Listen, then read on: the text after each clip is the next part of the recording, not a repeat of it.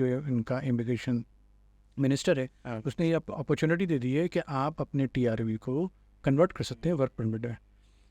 दूसरा, आपने जिस दिन अपना वर्क परमिट में कन्वर्ट कर लिया तो इसका मतलब है आपकी इमिग्रेशन हो गई। तो यानी कि आज की तारीख में फॉर एग्जांपल मैं या कोई और आदमी जो कि इमिग्रेशन में फॉल नहीं कर पा रहा, उसकी कोई भी रीज़न हो, तो ये वो वाहिद शॉर्टकट, इजी, इकोनॉमिकल, कन्वीनियंट और रिलायबल है ऑप्शन है, जो कि एक्चुअली मार्केट में इसीलिए हो रहा है।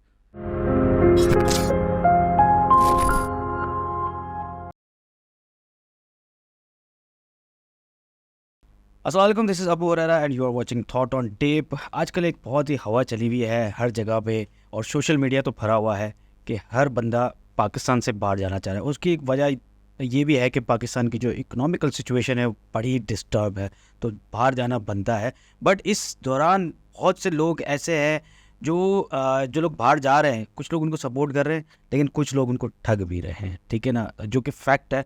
तो इसी हवाले से बात करने के लिए आज हमने इनवाइट किया है स्पेशली कनाडा के विज़िट वीज़ा, कनाडा कैसे जा रहे हैं, क्योंकि कनाडा की एक बहुत तेज़ जो एक हवा चली हुई है, हर बंदा कनाडा कनाडा कर रहा है। तो इसी हवाले से बात करने के लिए मैंने इनवाइट किया है एक वीज़ा कंसल्टेंट सैयद रज़ा साहब, CEO एवर्नेस कंसल्टेंट। अस्सलाम वालेकुम। वालेकुम अस्सलाम, क्या हाल चाल है? कैसे हैं आप? ठीक है। भाई फर्स्ट क्लास अल्हम्दुलिल्लाह। कितने लोग बाहर भेज दिया आपने, पहले ये बताया। देखें, बेसिकली बाहर जाने का जो ऑब्जेक्टिव है वो पहले लोगों का डिफरेंट था। पहले लोग अपना जो बाहर जा रहे थे वो इसलिए जाते थे कि उनका यहाँ पर एक मुनासिब स्ट्रक्चर था और वहाँ पर अपने को ग्रोथ के लिए जाते थे। अब जो सिलसिला पिछले तकरीबन 1.5-2 साल से, ख़ास तौर पे स्पेसिफिकली ये जो 1 साल से जो सिलसिला चला है, अब लोगों का ऑब्जेक्टिव ग्रोथ नहीं है। अब ऑब्जेक्टिव ये है कि ये वो किसी तरीके से एटलीस्ट सिक्योरिटी और सेटलमेंट की तरफ हो जाएं, क्योंकि जो पाकिस्तान में 1 साल से जो सिलसिला कार चल आएगा, वो फॉरेन करेंसी की हम बात कर लें, हम इन्फ्लेशन की बात कर लें, किसी की बात कर रहे हैं, जो हमारा जिस तरह से CPI जिसे कंज्यूमर प्राइस इंडेक्स कहते हैं, वो ऊपर चला गया है। जो 100 रुपये की चीज़ थी वो 400 रुपये पे चली गई है। तो सारी पे तो सर्वाइवल कैसे होगा? तो अल्टीमेटली आज आपका जो बाहर जाने का जो मकसद है वो बिल्कुल इंटायरली डिफरेंट हो जाएगा। तो लोगों का राइट है, आई थिंक सो, अपनी लाइफ को जो है वो बेहतर करें, कम से कम इतनी तो कर लेना कि जिसमें आपकी सेटलमेंट जो है, जो पाकिस्तान में जो है सेटलमेंट के सिलसिले ही ख़त्म हो गए। अब आज की एग्जांपल उठा लें, आज जो जो एक एक्टिविटी हुआ है, एक इवेंट हुआ है, उसकी वजह से अल्टीमेटली अगले चंद दिनों में अभी आपको उसका नज़र आएगा कि कितनी तेज़ी से जो है लोगों के अंदर और पैनिक क्रिएट होगा अगर ये चीज़ें को जो है नहीं संभाला गया। अदरवाइज़ तो आपकी चीज़ें जो हैं, डॉलर भी आपको ऊपर जाता हुआ नज़र आ जाएगा। बहुत सी बिल्कुल ऐसे ही है। पहले लोग जो है वो सेटलमेंट के लिए जाते थे, आजकल जो है वो लोगों के पास जाने के लिए पैसे नहीं है, बिल्कुल, क्योंकि यहाँ पे वो ग्रोथ ही नहीं है। मुझे एक बात बताएं कि इस वक्त दुबई भी जाना एक ऑप्शन है, तुर्की भी थोड़ा सा इजी हुआ है लोगों के लिए। यूरोप में बहुत सारी कंट्रीज़ हैं जिसने स्कॉलरशिप्स दे रहे हैं, विजिट्स दे रहे हैं, जॉब सीकर वीज़ाज़ दे रहे हैं। Why Canada? ये लोग, हर बंदा सोशल मीडिया पे कनाडा कनाडा कनाडा क्यों कर रहा है? देखिए, कनाडा इसलिए कर रहा है कि सबसे बड़ी जो रीज़न है ना, आज से मैं बात करूँ ठीक 6 महीना पहले, 6 महीने पहले तक के जो कनाडा का अगर विज़िट वीज़ा लगता था, जिसे हम लोग TRV कहते हैं, सही। उस वीज़े पे आप वहाँ पर जाके अपना वीज़ा कन्वर्ट नहीं कर सकते थे। मैं बात कर रहा हूँ ऑफिशियली। आज की तारीख में आपके पास ये अपॉर्चुनिटी दे दी गई है कि जी जो शॉन फ्रेजर है, जो इनका इमिग्रेशन मिनिस्टर है, उसने ये अपॉर्चुनिटी दे दी है कि आप अपने TRV को कन्वर्ट कर सकते हैं वर्क परमिट में। दूसरा, आपने जिस दिन अपना वर्क परमिट में कन्वर्ट कर लिया तो इसका मतलब है आपकी इमिग्रेशन हो गई। तो यानी कि आज की तारीख में फॉर एग्जांपल मैं या कोई और आदमी जो कि इमिग्रेशन में फॉल नहीं कर पा रहा, उसकी कोई भी रीज़न हो, अच्छा, और कुछ लोग फॉल कर भी रहे हैं, उनकी जो है वो एलिजिबिलिटी बन रही है, लेकिन जो आपका POF है, जिसे हम प्रूफ ऑफ फंड कहते हैं, वो POF जो है वो पिछले 125 रुपये से आज जो आपका डॉलर है कैनेडियन डॉलर 220 पे चला गया है। तो अगर किसी को पहले 13,000 यूरो का POF देना था, सही। तो वो 125 पे देना था, आज से ठीक है 1 साल पहले तक के देना था, आज उसको वो 220 पे देना है। तो अगर मेरी एलिजिबिलिटी है अभी, तो अगर मेरे पास फंड नहीं है तो मैं कैसे जाऊँगा? तो ये वो वाहिद शॉर्टकट, ईजी, इकोनॉमिकल, कन्वीनियंट और रिलायबल है ऑप्शन है, जो कि एक्चुअली मार्केट में इसीलिए हो रहा है। दिस डज नॉट मीन कि हर कोई चला जाएगा, ऐसा नहीं है। हाँ, जो जिस तरह से यूट्यूब पे और उसमें आपको मेटा पे जो चीज़ें नज़र आ रही होंगी कि जी आप बस कटाएं और आपको चलाएं, ऐसा नहीं है। बिल्कुल, मैं भी ये चीज़ देख रहा था कि हर बंदा visit visa visa visa visa कर रहा है, बट मैंने खुद कल जो है एक बंदे से कंफर्मेशन करी, तो वहाँ पे मैंने उससे पूछा भाई रेशो क्या चल रहा है, मतलब वीज़ा लगने का रेशो क्या चल रहा है, बोला यार 70 to 75% रिजेक्शन ही है। तो इसकी वजह क्या होती है, आप मुझे बताएं। नहीं, सिंपल सी है कि आपको, बहुत सिंपल सी बात है। देखें, एक तो पहले है कि जी लोग पहले कम अप्लाई करते थे, अब लोग अप्लाई ज़्यादा कर रहे हैं, तो इसका मतलब नंबर ऑफ क्वांटिटी इंक्रीज़ हो गई है।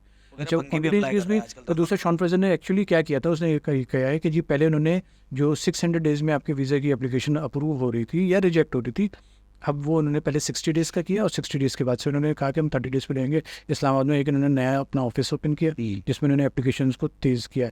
ये पीछे जो सिलसिला चला था, कोविड का सिलसिला चला था, उस कोविड के सिलसिले में सारी की सारी चीज़ें ब्लॉक हो गई थी इन सब, क्योंकि ज़रिए काम पेंडिंग नहीं केसेस होता, बहुत ज़्यादा थे। पेंडिंग केसेस थे। अब उन्होंने उसको जो है सॉर्टेड आउट किया है। इंडिया की मैं बात करूँ तो इंडिया को वो महीना भर दे रहे थे पहले, अब तो 15 दिन के अंदर दे रहेंगे। 15 दिन में कनाडा। अच्छा, अब कि जी ये जो आप 70-75 कह रहे हैं, मेरे पास कोई ऐसा यार्ड स्टिक नहीं है कि जिसके बेसिस में कहूँ, जो किसी ने कहा होगा तो हो सकता है उसके पास याद। मतलब मैं बात कर रहा हूँ कि जैसे आपके पास लोगों ने आपने कोई केसेस भेजे, आपको पता होगा कितने लोगों का रिजेक्ट हो गया। पहली बात तो ये है कि मैं वो केस लेता हूँ जिसमें एक्चुअली जो है पोटेंशियलिटी है, मतलब ऐसा केस जिसमें पोटेंशियलिटी ही नहीं है, उसका मैं सर्टेन अमाउंट लेके उसको आसरा दे के मैं कहूँ कि ये आपका हो जाएगा, ऐसा नहीं है। फजूल है टाइम, मतलब टाइम जाए ना। अच्छा, आप एक देखते प्रॉपर प्रोफाइल, अगर उसकी मीट करती है तो आप प्रोसेस करते मैं हैं, आपको बताता हूँ, मैं बेसिकली क्या, वरना उनकी तरह पैसे लेके। नो नो नो, मतलब वो देखिए एक्चुअली जो है ना, मेरी ये जो कस्टमर आ रहे हैं ना, वो मेरी बेसिकली मार्केटिंग है, एग्जैक्टली। है ना। और ये एक्चुअली फ्री की मार्केटिंग है। जो मेटा पे तो पैसे लगेंगे ना, लिंक्डइन पे तो पैसे लगेंगे, ये टिकटॉक पे तो पैसे लगेंगे, ये वो मार्केटिंग है जो एक्चुअली फ्री की है और रिलायबल, सबसे इम्पोर्टेंट। तो इसका मतलब क्या है कि जी अगर मैंने आपका केस किया, फॉर एग्जाम्पल आपका वीज़ा लगा, तो आप कितने लोगों को बोलेंगे कि जी ये जेन्युइन है कि आप कर लें। तो इम्पोर्टेंट चीज़ क्या है कि जी अगर आपने फ़िल्टर आउट कर रहे हैं और सही तरीके से फ़िल्टर आउट करें। अब आपके सवाल होगा भाई आपके फ़िल्टर आउट करने का कौन सा ऐसा तरीका है जो बाकी लोग नहीं करते। ऐसा कोई तरीका नहीं है कि जो मैं कहूँ कि हाँ, मैं 3-4 चीज़ों को बिल्कुल क्लियर कर देता हूँ। मैं आपको बता देता हूँ क्या करता हूँ, कोई ऐसा छुपाने वाली चीज़ नहीं है कि वो कोई रॉकेट साइंस है। मैं आपका ये देखूँगा आपके टाइस कितने स्ट्रॉन्ग है पाकिस्तान में। आप विजिट के लिए जा रहे हैं ना, विजिट का मतलब क्या है? विजिट का मतलब है कि आप घूमने फिरने जा रहे हैं प्रिंसिपली। आप जाके वहाँ पर क्या करते हैं, ये मेरा दर्द सर नहीं है। सही। विजिट की डेफिनेशन में ये है कि आपकी टाइस पाकिस्तान में स्ट्रॉन्ग होनी चाहिए। टाइस कैसे स्ट्रॉन्ग होंगी? आपकी इनकम अच्छी हो, आप टैक्स पेयर हो, ठीक है ना। अगर आपकी इनकम अच्छी और टैक्स पेयर नहीं है, आप अपने को खुद कॉम्प्रोमाइज़ कर रहे हैं। आपको पता है पाकिस्तान में सिलसिलाकार क्या होता है कि लोग लाखों करोड़ रुपए अरबों रुपए बना रहेंगे, लेकिन अपना जब टैक्स रिटर्न बात करते हैं तो आपको नज़र आता है। मेरे पास अभी एक केस आया, बहुत इंटरेस्टिंग केस था। 40 मिलियन की उन साहब की सेल थी। 40 मिलियन मुनासिब सेल है ना, बरस सेल नहीं है, मुनासिब सेल है साल की। 7,000 रुपये का टैक्स दे रहे हैं। 7,000 रुपये 7 में। अच्छा, अब एक लिहाज से एक आउटलुक उनका कितना अच्छा है कि जी आपकी 40 मिलियन की सेल है, नहीं ना। दूसरा आउटलुक क्या है? 7,000 रुपये। आपके ख्याल में जो है, जो वीज़ा ऑफिसर बैठा है, उसको नज़र नहीं आ रहा कि ये आदमी जो पाकिस्तान में अपने कंट्री को छूना लगा रहा है, हाँ, वो आ जाके चुरा नहीं लगेगा? क्यों देगा आपको? तो ये जो आपको जो सुनाई दे रहा है ना, एक तो हवा है जो है बिल्कुल है। मैं जैसे मैंने अपने अभी शुरू में इंट्रो में कहा था, ऐसा नहीं है कि हर किसी को मिल जाएगा। आपकी अल्टीमेटली प्रोफाइल देखनी पड़ेगी कि आपकी प्रोफाइल मैचअप प्रोफाइल है नहीं है। तो इसमें मल्टीपल एंगल से आप जो हैं वो प्रोफाइल को असिस्ट करते हैं। प्रोफाइल की असिस्ट के हिसाब से अगर हमें समझ में आता है कि इसकी प्रोफाइल में की असिस्टमेंट में पॉजिटिव आउटलुक ज़्यादा है, नेगेटिव आउटलुक कम है, तो लेट्स ट्राई। अच्छा, एक और 100% गारंटी तो कोई भी नहीं दे सकता। अच्छा, एक और चीज़ है। अभी मैं कुछ चीज़ें देख रहा था क्योंकि मैं रिसर्च करता रहता हूँ चीज़ों के ऊपर। तो एक ये चल रहा था कि बीच में एक वीडियोस वगैरह आ रही थी, कनाडा के अंदर जो है वो सर्वाइवल बड़ा मुश्किल हो गया है, रेंट्स बहुत महंगे हो गए हैं, जॉब्स नहीं मिल रही, ये नहीं मिल रहा, वो नहीं मिल रहा। क्या ये भी फेस है?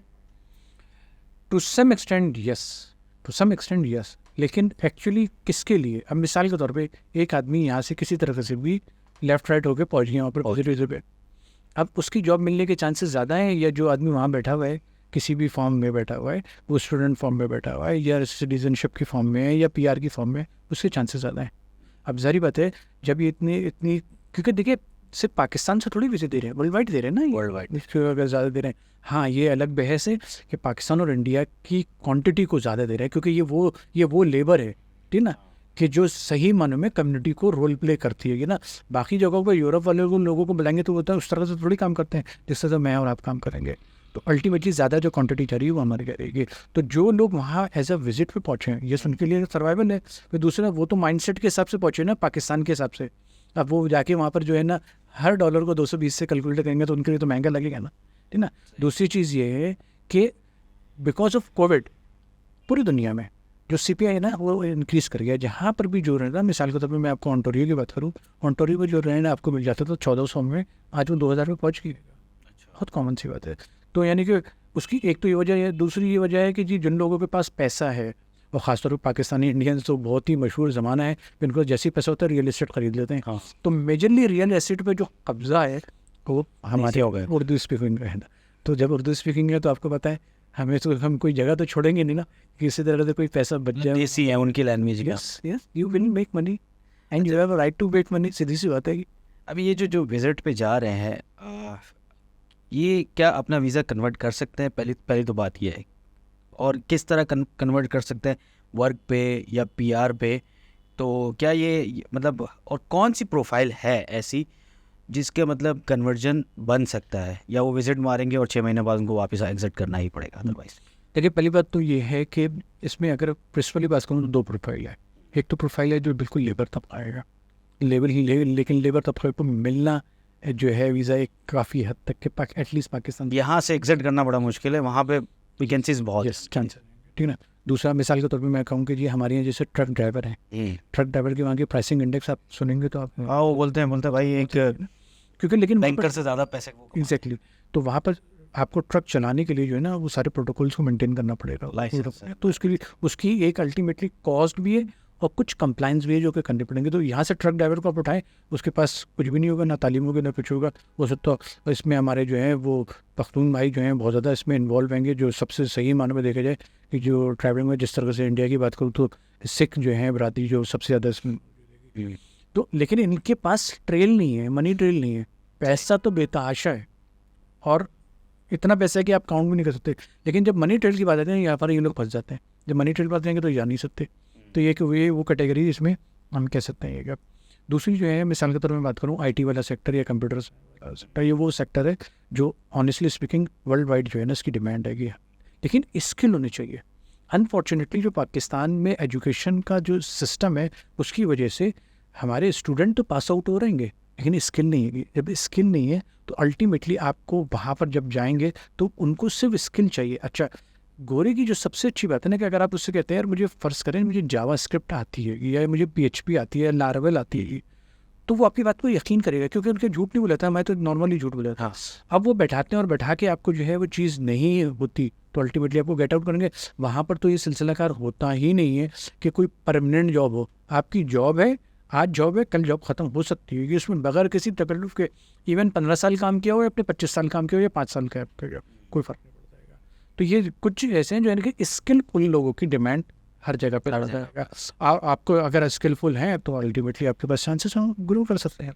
तो ये तो आपने बता दिया वर्क वीज़ा, मतलब आपका वीज़ा विजिट वीज़ा कन्वर्ट हो गया वर्क पे अगर आपको वर्क मिल गया। बिल्कुल। What about PR permanent residency फिर कैसे मैं मिलती है? समझाता हूँ। बेसिकली होता ये है कि अगर आपको पाकिस्तान से जाना है तो एक इमिग्रेशन का स्ट्रक्चर, उस स्ट्रक्चर को फॉलो करेंगे। जब आप फॉलो करेंगे तो हम वहाँ पहुँचेंगे और आपका PR हो जाएगा, यानी से आपका यहाँ से वीज़ा जो लगेगा वो समहाउ जो है वो आपका PR स्टेटस वाला वीज़ा आपके पास होगा जो कि 5 साल का आपके पास वीज़ा होगा। वहाँ पर जब आप पहुँचते हैं तो आपके पास स्टेटस क्या होता है, आपके पास होता है विजिट वीज़ा। तो आप अपने लेवल की जॉब तलाश करते हैं, कोशिश करते हैं कि अपने लेवल की जॉब करें। आपको अपने लेवल की जॉब नहीं मिलती, लेकिन अगर वर्क परमिट मिल गया तो वर्क परमिट का मतलब ये है कि आप लीगली उस कंट्री में काम कर सकते हैं। जब आप लीगली काम कर सकते हैं तो 1 साल में बता रहा हूँ, 1 साल के बाद से आपकी एलिजिबिलिटी हो जाती है।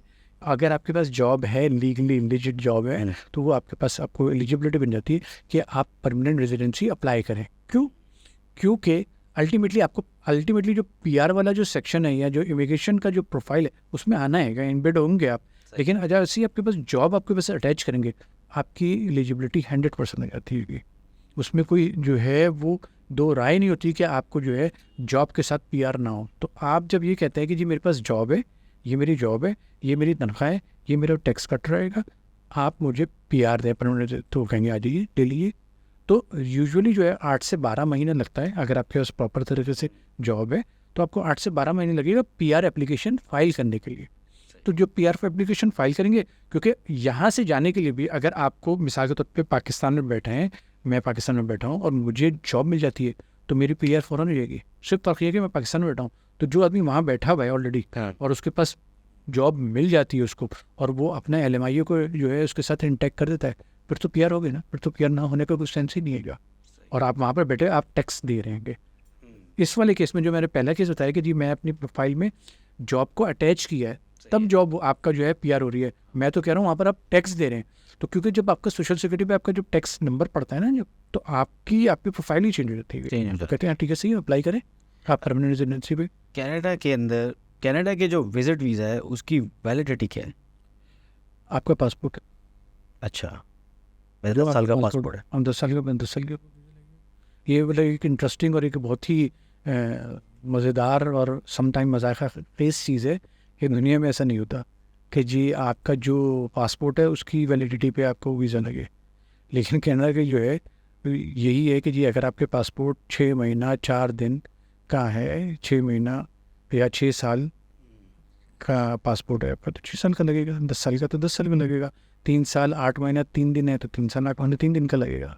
सही, मैं तो बेहतरीन है। मतलब 10 साल का आपके आज ये तो हमारी बदकिस्मती कि हमारा इससे ज़्यादा पासपोर्ट बनता नहीं है, वरना तो 50 साल का लग जाता। लेकिन अल्टीमेटली 6 महीने से लिजिट नहीं, हाँ वहाँ पर 6 महीने से ज़्यादा तो नहीं। 6 महीने में तो बंदा PR ले ही लेता है, मतलब कोई जॉब। हाँ मतलब जॉब तो हफ्ते मिल जाता है, आइडियली मिल जानी चाहिए। अच्छा, मैं एक आखिरी सवाल करूँगा, आपकी कंपनी से रिलेटेड है कि जब ट्रैवल एजेंसीज मौजूद हैं और वो सारा प्रोसीजर कर ही रही हैं, ठीक है ना, तो why I need awareness company कि वो मेरा केस क्यों मैं क्यों एवरनेस के पास जाऊं कि वो मेरा कनाडा का वीज़ा लगा है, और आप लोग कर क्या क्या रहे हैं, मतलब क्या क्या चीज़ें और भी कर रहे हैं? फेयर इनफ, बिल्कुल सही कह रहे हैं आप। देखिए ट्रैवल एजेंट जो है ना, एक्चुअली ट्रैवल एजेंट की जो प्रोफाइल है, मतलब मैं किसी का नाम नहीं ले रहा, मैं ट्रैवल एजेंट बिजनेस की बात कर रहा हूँ। एक्चुअली इनकी जो प्रोफाइल है, उनकी प्रोफाइल लेजिट प्रोफाइल ये है कि जी जो मिनिस्ट्री ने एक रिक्वायरमेंट बनाई है उस रिक्वायरमेंट के हिसाब से डॉक्यूमेंटेशन कलेक्ट करनी है और कलेक्ट करके उसको सबमिट कर देना, ये उसकी प्रोफाइल है। इसके अलावा कोई प्रोफाइल नहीं। अब जब कंसल्टेंट की बात करते हैं, कोई से भी कंसल्टेंट हो, मैं अपनी नहीं बात कर रहा, मैं जनरल कंसल्टेंट, तो उस जो रिक्वायरमेंट है ये एक जस्ट ये पेपर डॉक्यूमेंट रिक्वायरमेंट है। एक होता है लॉ, अल्टीमेटली इसके पीछे तो इमिग्रेशन लॉ है ना, वो इमिग्रेशन लॉ क्या पढ़ा है उन्होंने, आंसर इज़ नो। लेकिन जो कंसल्टेंट होते हैं यूजुअली वो इमिग्रेशन लॉ पढ़ते हैं, उसमें से चंद एक चीज़ों को उनको बाद पता है, कुछ को पूरी चीज़ें पता होती हैं, कुछ को चंद एक चीज़ होती है, तो इसमें लॉ का बेसिकली एक रोल प्ले होता है। लॉस के बारे में अगर आप दरियाफ़्त करते हैं, जो हमारी ऑफलाइन में भी बहुत सारी चीज़ों पे बात हुई है कि जी क्या क्या ये चीज़ें आपके पास मौजूद हैं, ये चीज़ें मौजूद हैं, नहीं है मौजूद है, वो चीज़ें उनको पता ही नहीं है ना, वो उनका कसूर भी नहीं है क्योंकि वो उनका एरिया ऑफ इंटरेस्ट ही नहीं है। उनका एरिया ऑफ इंटरेस्ट तो सिम्पल है कि डॉक्यूमेंट पूरा करो, दैट्स इट, सबमिट करो, लंदा खैर सल्ला, इसके अलावा उनको कोई काम नहीं है। तो आप लोग आप किस किस चीज़ पे काम कर रहे हैं?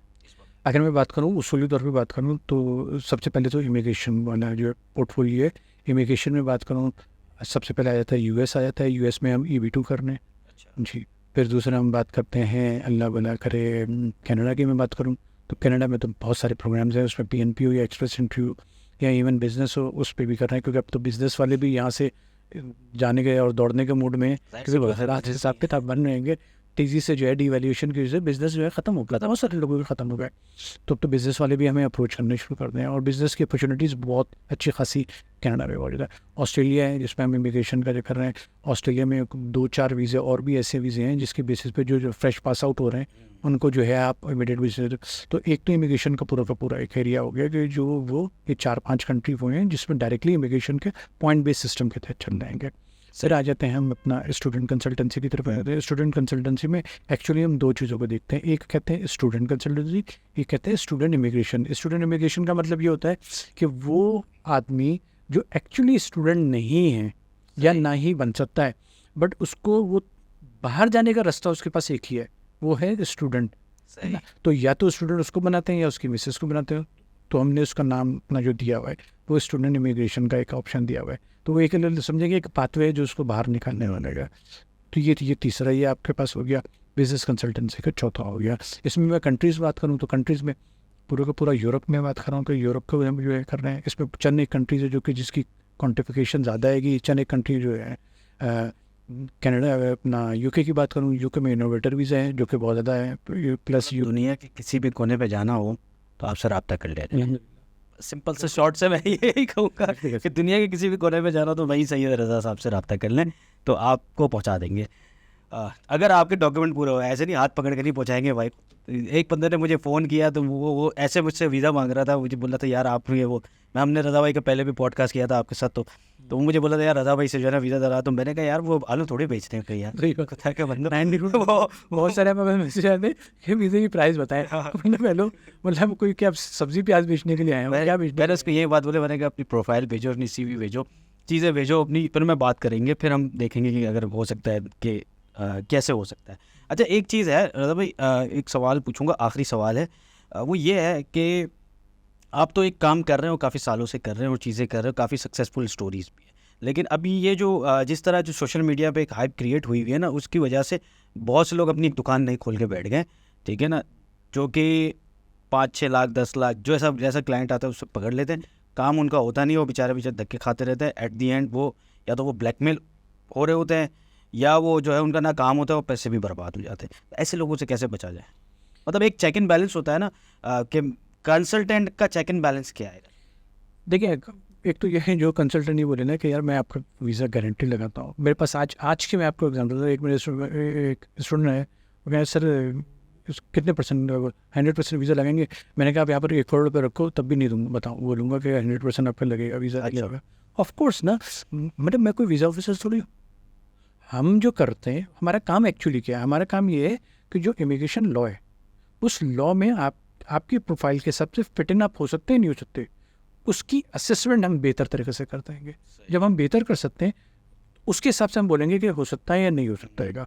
तो आपका जो सवाल है कि जी आप कैसे आइडेंटिफाई करें, देखिए सबसे पहले तो एक एग्जाम्पल ये है कि जी नॉलेज, कि जी जिस आप कंसल्टेंट से मिलना है, अगर वो ये कह रहा है कि जी मैं आपको गारंटेड वीज़ा लगा के देता हूँ, मेरे ख्याल में आई थिंक तो ये ज़्यादा थी कि गारंटी कोई भी नहीं ले सकता, कोई आदमी गारंटी नहीं ले सकता। आपकी प्रोफाइल कितनी ही स्ट्रांग हो, कितनी ही वीक हो, गारंटी कोई भी नहीं ले सकता। तो इसकी वजह कि एक अलग इदारा है, मिनिस्ट्री ऑफ इंटीरियर में आता है, आपकी प्रोफाइल 2 कंट्रीज़ के दरमियान में एक्सचेंज होगी, कैसे कोई गारंटी ले सकता है कि जी मैं आपको कर लूँ? एक तो ये है कि जिसमें जो एक यार्ड स्टिक हम बना सकते हैं ये। दूसरी ये है कि जनाब पहले आप सक्सेस स्टोरी को देख सकते हैं। तीसरी ये है कि नॉलेज जो भी है कि क्या आया उनकी नॉलेज है भी जिनसे आप बात करने के लिए सिर्फ वो हवा में तीर चला रहे हैं या वो लॉस की जो है कंपोनेंट को यूज़ करते हुए जो बात कर रहे हैं। तो मेरे ख्याल में आई थिंक ये 3-4 चीज़ें हैं जिसकी बेसिस पे जो है वो आप जो है मेजर कर सकते हैं। कुछ लोगों ने एक चीज़ और भी की हुई है कि जी बहुत ही अच्छे किस्म के एम्बियंस बनाए हुए हैं और बहुत अच्छे, बड़े खूबसूरत, बहुत ही उनका जो वेलकम जो ग्रीटिंग है वो बहुत ही हाई टेक है। तो 90% लोग उसमें भी भरते हैं। तो वो एक लिहाज से देखें ना, वो एक ट्रैप है, उस ट्रैप में जो है आ जाते हैं कि कुछ लोग आ जाते हैं, कुछ लोग नहीं आते, लेकिन अच्छे खासे लोग, क्योंकि हम लोग जो हैं वो उस चीज़ के मारे हुए लोग हैं कि जहाँ पर देखते हैं कोई अच्छी चीज़, कोई चमकती, हर चमकती चीज़ सोना नहीं होती। तो बड़े बड़ों ने ऐसी तो बात नहीं कही ना कि हर चमकती चीज़ सोना। बस ये इंपॉर्टेंट चीज़ें 4-5 चीज़ें, इनको अगर आप जो है वो कंक्लूड कर लेते हैं तो फबिया बिल्कुल ठीक है भाई। मैं तो यही कहूँगा कि अगर आप देखें तो यही सारे पॉइंट्स को ध्यान में रखते हुए जाएं, अपने पैसे सेव रखें, क्योंकि वैसे ही यहाँ पे पैसे कमाने के लिए कोई ज़रिए इतने ज़्यादा ख़ास नहीं है, और जितने लोग भी जाना चाह रहे हैं हमें पता है कि यार वो इधर उधर से पैसे जोड़ के बोलते हैं यार किसी तरीके से बाहर चले जाए, और कैसे ऐसे जो फ्रॉडियों के हाथ में लग जाते हैं तो फिर वो भी उनका सपना जो है वो तेल हो जाता है। तो थैंक यू रज़ा भाई, थैंक यू सो मच। आप आए यहाँ पे, आपने टाइम दिया और काफ़ी सारी इंफॉर्मेटिव चीज़ें हमें पता लगी। तो जो भी अगर कोई जाना चाहता है, स्पेशली अगर कहीं पे भी स्टूडेंट, स्पेशली स्टूडेंट या इमिग्रेशन के हवाले से, तो एवरनेस्ट कंसल्टेंट्स, ये रज़ा भाई की जो है वो कंपनी है, उसको आप सर्च कर सकते हैं और आप इजीली इनके साथ जो है वो कनेक्ट हो सकते हैं। तो thank you very much. Thank you देखते रहें so much. Thought on tape. हाफिज़।